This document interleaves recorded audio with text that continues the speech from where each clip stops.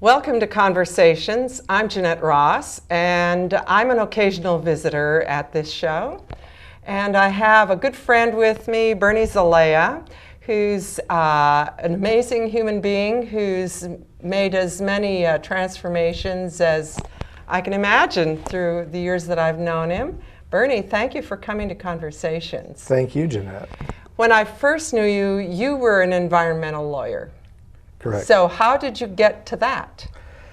Well, growing up in Southern California in the smog-choked, deteriorating environment of that setting, I eventually found my way to the wild places and developed a real passion for them. And pretty early on in my life decided that I would dedicate my professional life to finding ways to fight to protect it. And became an environmental studies major at California State University, San Bernardino. And while in my undergraduate program, started volunteering with the Sierra Club and learning how the law was such a powerful tool in environmental protection, and decided I would abandon my plans of going to graduate school back then and go to law school instead.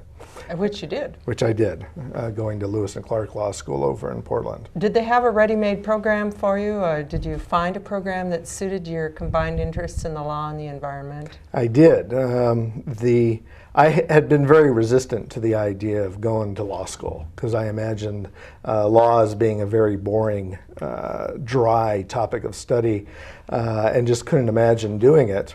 But a friend of mine who knew that I was at least toying with the idea was always planning on going to law school, and had taken the LSAT, the prep test for law school, and started getting these unsolicited flyers in the mail. And one day he came to school and said, "Bernie, have I found the law school for you?" And it was the Lewis and Clark Law School, which at that point was already nationally known for its environmental law program. And all of a sudden, law school seemed like a viable thing to do.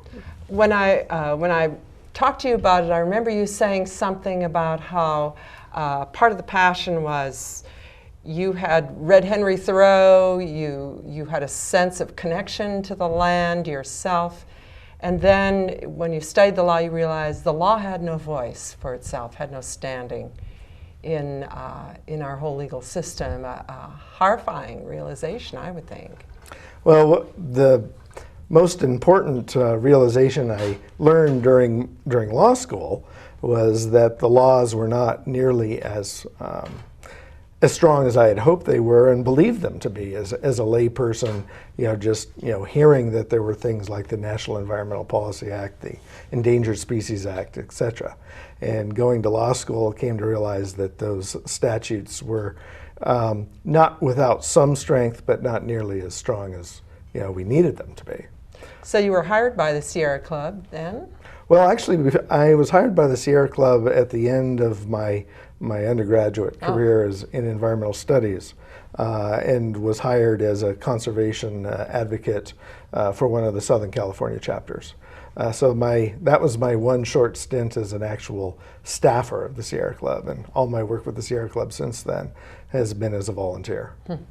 Well, you went on to do some very interesting work as an attorney, and you had a high-profile case, as a matter of fact. Well, I've had several. One was my employer's, a conservative law firm based in Twin Falls and here in Boise, took offense at my Sierra Club activities and told me I'd have to, discontinue them or face being fired. And I explained to them that I didn't consider my work with the Sierra Club to be optional. And they did fire me, thereby freeing me up to use my law degree in the way I'd always intended it anyway. Well, 20 years of serving the public through the law, and you went through another change. So how did you end up in a school on religion and the environment? Well, after all those about a quarter century at that point of environmental activism, both as a lobbyist for the Sierra Club and then as an environmental attorney representing environmental groups. I really came to the conclusion that our environmental crisis is not primarily a legal one. It's primarily a sociological one. Our environmental crisis isn't happening because we don't know what we need to do differently. We're simply not choosing to do the things that are necessary. And how can religion help us here? Well, religion, and I take a very broad definition of what religion is essentially if you're trying to grapple with the big questions of meaning, the meaning of your existence, the existence of the planet, of the cosmos, etc., you're doing religion. So it doesn't necessarily have connotations of God or the sacred. Religion is just answering the big questions. What about the scientists who are interested in this? Is the concept of religion as you hold it, is that important for science, or does it enter in at all? I know they have to do their work dispassionately as possible. So how does religion relate to science when it comes to the environment? Well, a number of scientists, not all of them, but a lot of them, have actually come to the conclusion that the role of religion is quite critical. And Carl Sagan, the late Carl Sagan, collaborated with a lot of other scientists like Edward Wilson at Harvard and David Suzuki up in Canada, and put together a scientist's plea to the religions of the world, asking them to exercise their moral influence on their various adherents, to get people engaged and concerned about, to learn to love the earth and to care about it enough to want to save it. So there's a significant group of scientists that have come increasingly to believe that religion is critical to any successful addressing of our climate crisis and extinction crisis, etc. Now I'm getting this picture of the role of religion being much larger than just the Sunday sermon, and from the populace as a whole, motivating, helping them understand that what's the challenge is and the responsibility, to the scientists and the public, the decision makers, the leaders of governments all around the world. It's a huge responsibility for those who are in the schools, the programs that consider this. So now I'm curious what you found when you went into started this in this school. Well, tell us where you were, by the way. Well, I pursued a master's degree, and I graduated with a master's degree in religion from the University of Florida just a couple months ago, in this past May. And I was in the first ever graduate program in religion and nature in the U.S. And there I found a lot of people interested in this nexus between religion and environmental issues. And the way we usually think of it is, it was a scholarly undertaking, not specifically environmentalist in its orientation, but just simply, investigating the ways, religions, various ideas of religion, how those influence people's attitudes towards nature, what they believe nature to be, how it influences their behaviors towards the environment for good or for bad. One of a very seminal essay that now we're just past the 40-year anniversary of a UCLA historian in 1967 published an essay called "The Historic Roots of Our Ecologic Crisis." His name was Lynn White. And in that essay in the science journal Science, he laid the blame, much of the blame for the environmental crisis, at the feet of Christianity, saying that because Christianity has instilled within Western humanity anyway this notion of dominion, the notion that the entirety of the rest of creation was created by the supernatural deity simply as resources for humanity, and that humanity is the crown of creation, to quote Psalms 8:6, just a little bit lower than the angels. That that this attitude of dominion and domination and the command to subdue, that all of this really drove, Western civilization to have this very unhealthy, domineering, destructive attitude towards our and some people environment. have pointed out that that was a very convenient emphasis also, that for kings and military leaders, it was handy to emphasize dominion, because that extended also, once you had an enemy that you labeled as inferior, then that right of dominion could be justified as part of attacks. And so, Right. and poor Christianity has suffered from history looking back on that and saying, that's been an excuse for a lot of damage. Right. Not just environmental, but certainly including that. Right, civil rights too. Of course, I have a good friend who was an anthropologist and pointed out that that there is no race or group of people who is blameless in terms of ecological damage. And so we're just most familiar with what Christians have done. That's right. And at the time, right after Lynn White's famous essay, the famous Canadian geographer Ifu Tuan wrote an essay very shortly thereafter that by Lynn White's logic, then the civilizations of India and China ought to have sterling environmental records, both now and in ancient times, and the record's pretty clear that that's not true. And so you make me think of Paul Thoreau describing travel in China, and he said, if it moves, the Chinese eat it.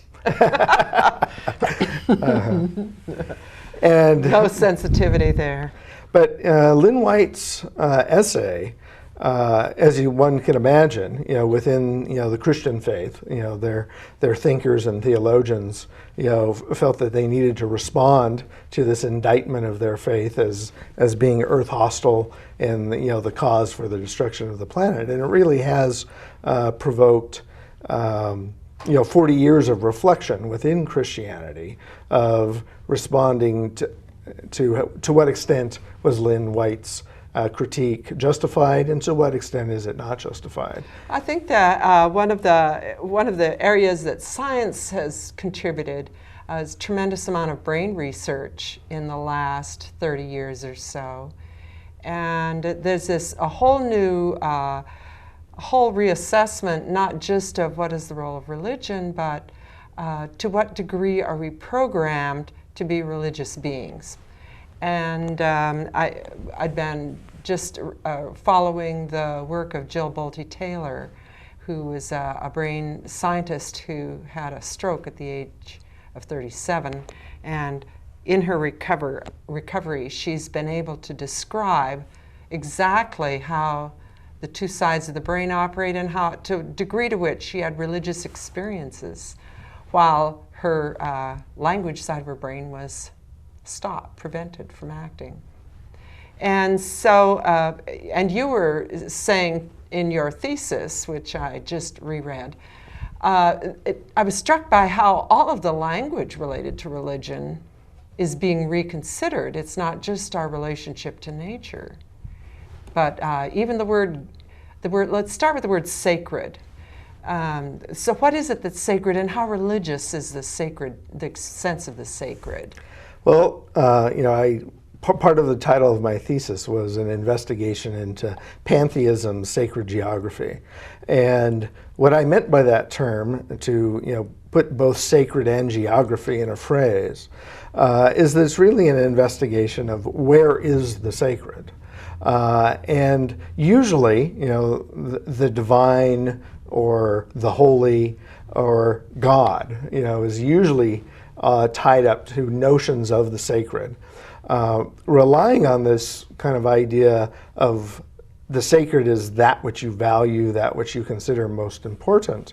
The famed Protestant theologian Paul Tillich really redefined God, even within Christianity, as that is which is most important to you, your ultimate concern. Mm-hmm. Such that the Supreme Court in a pair of opinions in 1963 and 1965, took Paul Tillich's definition of God and said that therefore, God is a very personal idea and can even include ideas of absence of God. If your notion of absolute secularness is what is your ultimate concern, well then, for the purposes of the law, the Supreme Court concluded that's your God. And so that can give an atheist, which one usually thinks of as the absence of religion, protection from religious discrimination. Well, and I hope we can get to talking about how your total reconsideration of atheists, I mean, you've virtually eliminated the word as a meaningful category. Well, although some people may self-define themselves that way. Well, in the last few years, the trio of evangelical atheists, Richard Dawkins, Daniel Dennett, Sam Harris, have gotten a lot of attention. They all self-identify as an atheist, but Richard Dawkins is perhaps the most adamant of that bunch. But he makes very clear that the God and the idea of God that he's attacking is the idea of supernatural gods. So that's the God in the long beard and the flowing gown up on a cloud, who orders everybody around and totally controls everything. That's right. And that stereotype, of course, the Jews, many of them, discarded that 1,000 years ago. But nevertheless, that's a stereotype we hold. Right. Well, some of us. Certainly, the Jewish scholar, biblical scholar Richard Elliott Friedman, has talked about how Judaism, its innovation within, the history of human thought is to conceive of the deity as radically transcendent and radically separate from humanity and the planet and everything else. Christianity and Islam, being descended down through that theological tradition, inherited that, and certainly for a very large number of Jews, Christians, and Muslims, that idea of the radical separateness and transcendence of the divine is still very much in play. But in all three of those traditions, Kabbalistic thought within Judaism, the medieval mysticism of Meister Eckhart within Christianity, Sufism within Islam, have gone back to a more immanent understanding of the divine, a more pantheistic understanding, if you will. And I think these days, the authority, a religious authority, especially in this country, doesn't matter as much. And people are sort of picking and choosing out of the great world faiths what they want, what they feel is true. And whenever I talk to someone that has a label on them, in my mind, Methodist, Unitarian, whatever it is, when I actually ask them what they believe, it turns out to be surprisingly different. They have a whole wide variety. They have like this buffet. They've gone through all the world's religions are the buffet, and they pick and choose what suits them. I know that you talked about how, in your mind, those three great atheists that you mentioned all fit in the category of pantheists. So maybe you'd better tell us what a pantheist is. In the course of my thesis, I actually, the geography that I set out, I create four categories. A particular kind of atheism, which I call nihilistic atheism, which is an absolute denial of there being any realm of anything that's sacred. Sort of mechanistic. It's mechanistic. We're a random collection of atoms kind of here accidentally through random unthinking processes, set in motion 13.7 billion years ago in the Big Bang. Deny that they've ever had a spiritual experience. All the people I know, and I know a number of atheists, I know exactly two who would put themselves in that category out of maybe 30. Sure.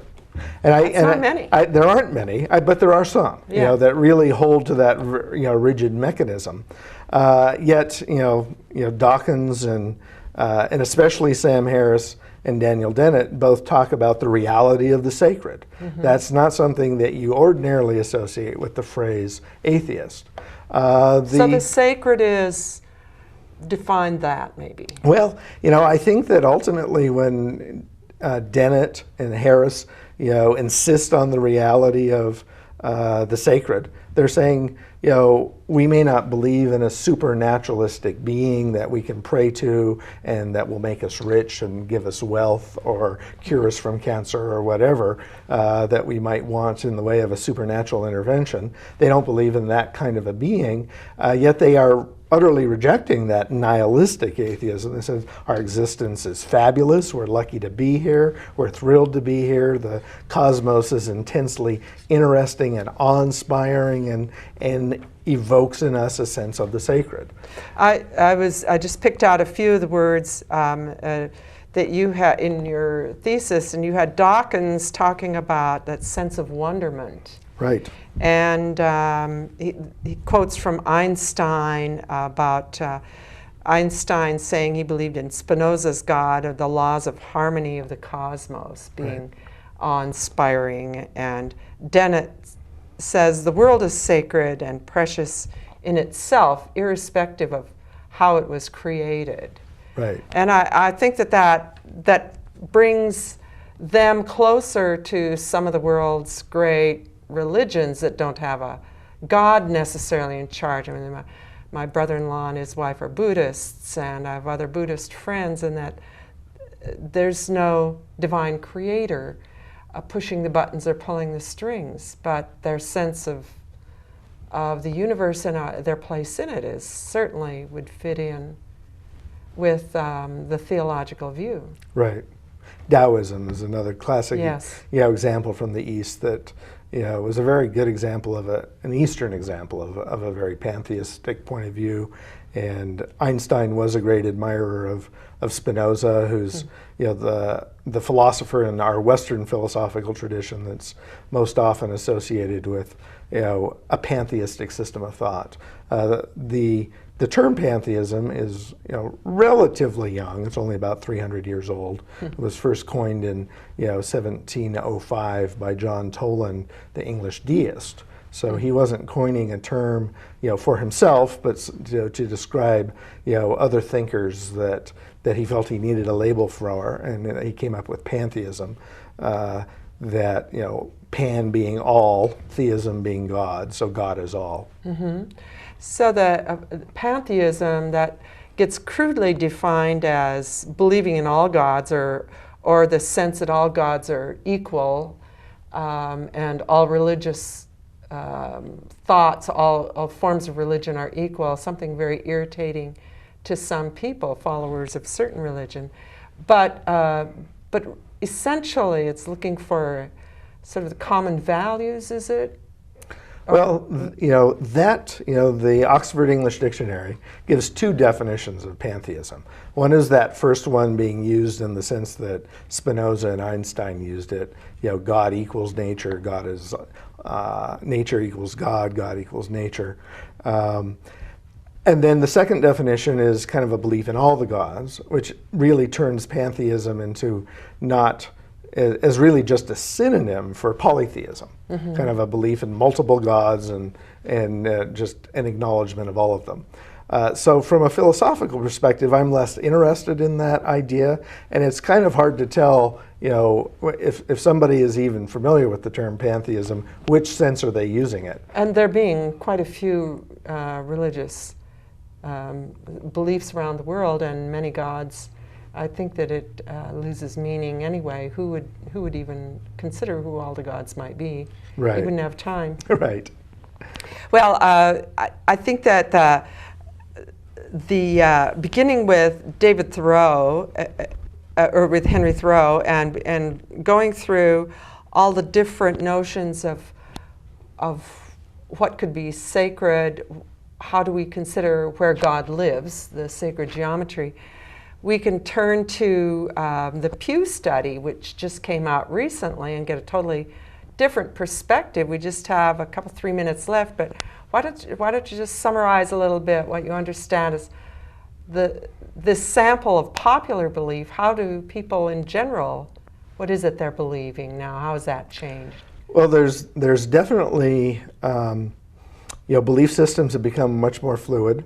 What somebody means, if you go and ask somebody, do you believe in God? And if they say yes, that really hasn't given you much information. Maybe they believe in a very traditional, God that's, radically separate. Or maybe they're a pantheist. Maybe they're a neo-pagan that sees the divinity all around them. Yeah, and you can have Catholics or Unitarians who believe in reincarnation. Right. You can have that, and you can have some that think some sacred groves are sacred, and other trees are just for tree farm. So what I actually call dualistic theism. Some parts are sacred, some parts aren't. Mm-hmm. Pantheism, and so belief systems are getting very fluid. It's kind of hard to tie down because you some of the terms like sacred, you have atheists using the term. You have words like God, being used by people that are equating that with nature, not thinking of it in terms of some radically transcendent. The Pew study that came out a couple of months ago talked about how within American society that there's a lot more moving around between categories in a way that was not as true in times gone by, that pretty much what religion you were was whatever you were born into. Oh, I see a lot of church shopping, to tell you the truth. There's a lot of church shopping. And one of the most exciting, I am a Unitarian, as you know, Unitarian Universalist, and one of the most exciting collaborations I've gotten involved in now is turning all available space into gardens around churches. The most active is the Vineyard, one of the most conservative evangelical churches in the community. And they are so dedicated, and they're taking this seriously. It's quite wonderful. Well, Bernie, we've only got a little bit of time left. Tell me where you're going next. I know you're not done. I'm not done. I'm continuing my focus and interest in religion, but now having completed my master's, I'm heading off to the University of California, Santa Cruz to begin work on my Ph.D. in sociology, to continue to pursue this question of the sociological aspect of people's religions and their connections to nature and their behaviors towards it.